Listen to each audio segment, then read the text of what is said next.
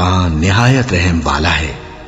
الف لام میم، یہ کتاب یعنی قرآن مجید، اس میں کچھ شک نہیں کہ اللہ کا کلام ہے، پرہیزگاروں کے لیے رہنما ہے، جو غیب پر ایمان لاتے اور آداب کے ساتھ نماز پڑھتے اور جو کچھ ہم نے ان کو عطا فرمایا ہے اس میں سے خرچ کرتے ہیں، اور جو کتاب اے پیغمبر تم پر نازل ہوئی اور جو کتابیں تم سے پہلے پیغمبروں پر نازل ہوئیں سب پر ایمان لاتے اور آخرت کا یقین رکھتے ہیں۔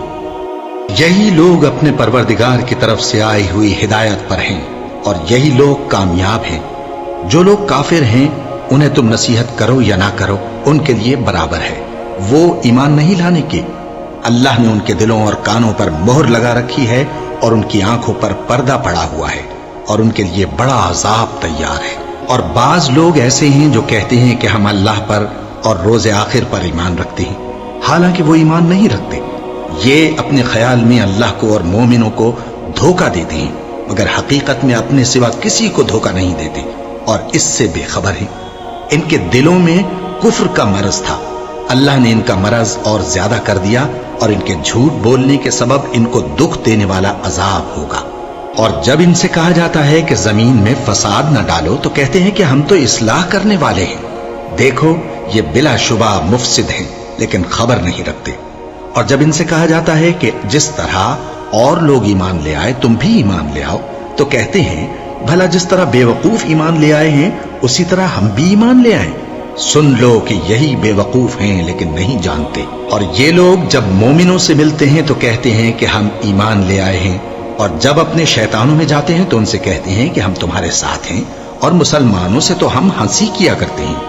ان منافقوں سے اللہ ہنسی کرتا ہے اور انہیں مہلت دیا جاتا ہے کہ شرارت و سرکشی میں پڑے بہک رہے ہیں۔